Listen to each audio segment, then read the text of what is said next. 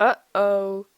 I was not gonna make another video about a TV show so soon, but then Motherland Fort Salem swooped into my life, making a nest in my brain, and I couldn't shake it out if I wanted to. I don't. It didn't even look like my kind of show at first, but damn, it is amazing. If I make another awards show video, my bellwether girl's gonna be wearing the crown. Motherland Fort Salem is a free-form drama with absolutely gorgeous cinematography that explores the supernatural and at its center having three young witches whose fate is to serve in the US Army. In this show though, the US is not as we know it currently, yet at the same time still very much like it. The leader of the country is a black woman. The leader of the witch army is a pretty much immortal woman, and all the witches that we see learning and expanding their skills for their future in the army are also women of all kinds. Now I gotta say, I love it. Lots of shows have played with the idea of having a woman as the president and other forms of breaking gender norms, but Motherland really takes it to the next level. It's refreshing to have a cast almost entirely made up of women.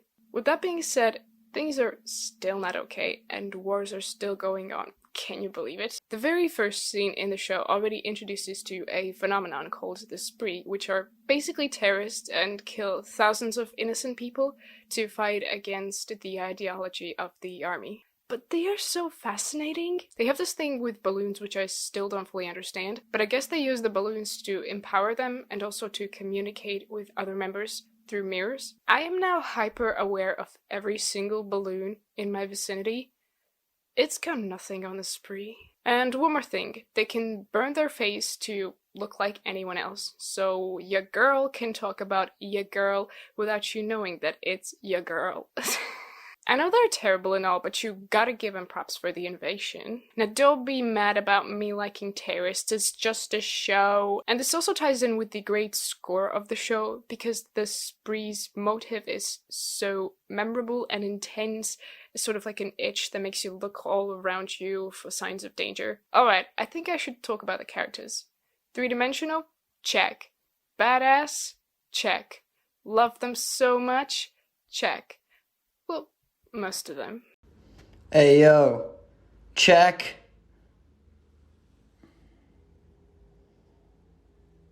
I suppose if we have to pick one protagonist, it has to be Rael Collar. Now, she didn't want to come to Fort Salem, nuh-uh, because, you know, traumatic past and her mother killed in the very army she has to join, but what do? Even when she arrives to Fort Salem, she still shows her dissatisfaction with all that's going on, and she'd rather be alone or, look, another outcast with pretty eyes. There are some exceptions. Yeah, Rael's character can be something so personal. Rael is the most rebellious out of the Bellwether unit, and also, as everyone keeps telling her, so powerful. The Bellwether unit has always needed a leader, and that's where Abigail Bellwether comes to the rescue. Maybe that was obvious from the name. She is just the toughest and baddest B-I-C-T-H in town. Abigail ain't taking no one's BS. Well, she's still pretty obedient towards authorities. Yes, ma'am, I will kick Rael's ass for bailing training today to run off with her girlfriend. Boys are chasing her. Libba is chasing her with a knife, but she still has to live up to the Bellwether name. After all, she's already going to War College because that's just what they do. Even though Abigail is this example of a witch and so tough and demanding from herself and others, she's still so vulnerable and such a good friend.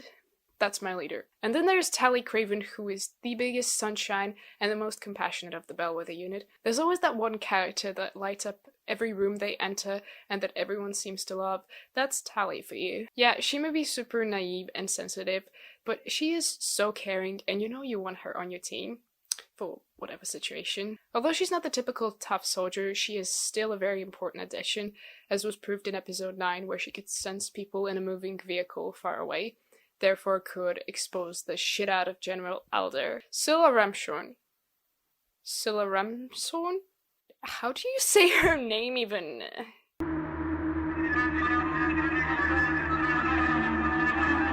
She is my favorite character, and I hate her and I'm in love with her.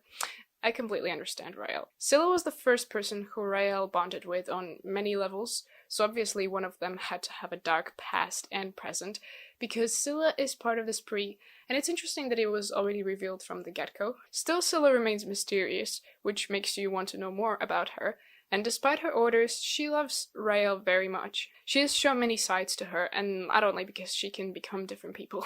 And she's so funny, especially when she got locked up. Her sarcasm was impeccable. This scene was honestly one of my favorites because it's so dumb. Last I want to mention Anacostia Quatermain. She is the only adult in the series. I'll just leave it at that. She knows what it's like to have darkness, and yet she still chooses to be a better person and to see the better in others as well. I've seen many people saying that Anacostia is the real parent to the girls, and yes, she did not like Scylla at first and tried to stand between Rayla, but she watched and she learned, and now she's the biggest shipper. What really makes Motherland or any other show good is obviously the relationships between the characters. The Bellwether unit is very dysfunctional in the beginning, but they grow and they learn not only to appreciate but also love each other. Abigail calling Rael shitbird, that already is friendship goals. And the season finale, as I just said, Anacostia's relationship with the girls, that's what I like to see. Also Abigail and Libba, they were supposed to be enemies, but when Libba died, not only I was grieving, but so was Abigail. When you can learn to look past ancient family feud and whatever else that you don't agree with, that's some good shit. Like Rael. Okay, here matters take a more extreme form because Silla is a killer, and that's something that you cannot look past if you have a normal functioning brain. But I think that in the show it's not all black and white. Yes, Silla chose to be a part of this terrorist group, but she's not the one in charge, so it's hard to say which actions are actually hers. And when she fell for Rael, she chose her instead of them. It's all about the choices that we make and the growth that we're capable of. They even discussed in the show of how far you can reach for one person and have complete faith in them even when things are unclear. Also, Amalie and Taylor have amazing chemistry, and I'd be lying if I said I didn't start watching Motherland because of Rael. Okay.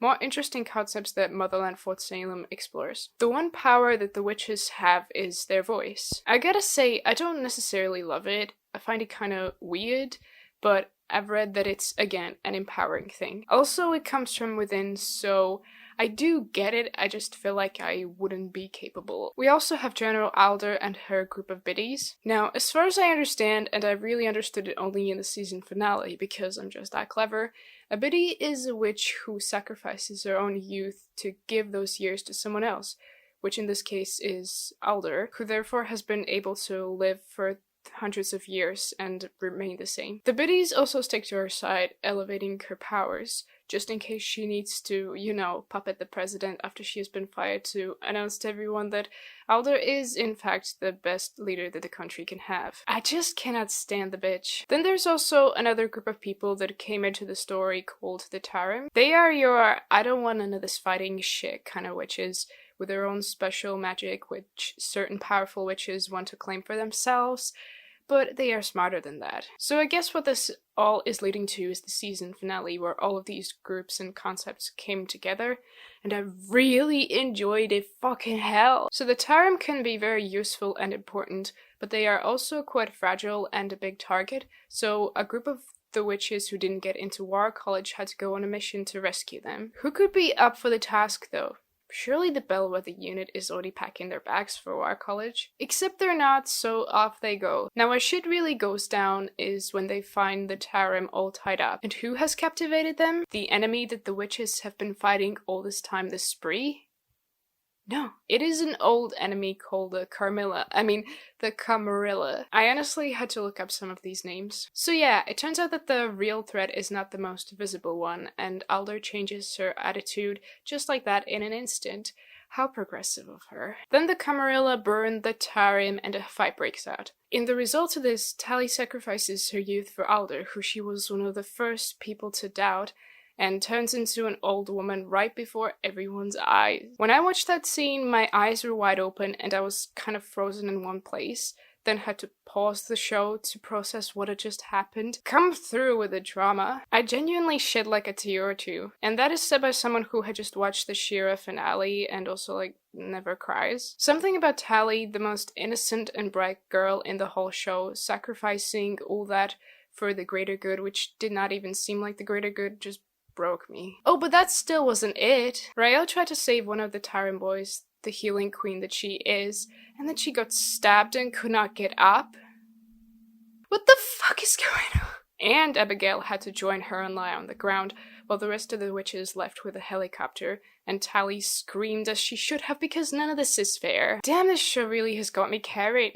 I didn't think that Raelle and or Abigail died, but seeing them create a nuclear bomb-worthy blast and then walking hand in hand, surrounded by whatever that was that probably had to do with Raelle touching the mushroom, was so magical. And then there was that whole thing with Anacostia helping Silla escape, which was not a surprise, but what did surprise me was that Raelle's mom turned out to be the leader of the spree. I know a lot of people expected this, but I'm not the brightest with theories, and I didn't even think about Raelle's mom. If they say she's dead, I think okay. Season 1 has built up so much to work with, and I'm so excited for Season 2. I think one big reason why I love Motherland so much is because it has a lot of parallels with my favorite book series, the Engelsfors trilogy. That one is one of my favorite things ever. I've read it 3 times, and I'm learning Swedish pretty much just to read it in the original language.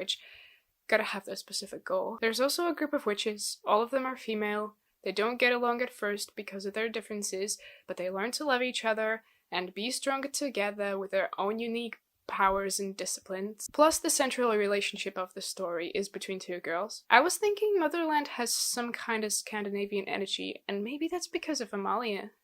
Interesting. I think it's time to wrap things up. In my eyes, Motherland Fort Salem is a very fascinating show to watch because the way that I view things in it is so different from the way I see things generally. It plays a lot with different gray areas and really makes you question your morals, and I think that's what is so appealing for me. I think it's cool to step inside a world which resembles your own, but in which you can also reinvent yourself, putting yourself in a certain character's shoes and seeing where that takes you. I'm not sure if it really was Motherland that got me pondering this, but I've noticed just how much people want to be the good guy just for the sake of the title, and I don't know. I find it valuable to question yourself and not only focus on the good and run away from the bad, but explore all the shades. Maybe I'm just a very neutral person. Anyway, I hope you enjoy this. I know I did, and maybe that's all that matters. If you like this video, click the like button, subscribe for more, and do anything else that your heart decides. Just remember to be nice. Have a wonderful day.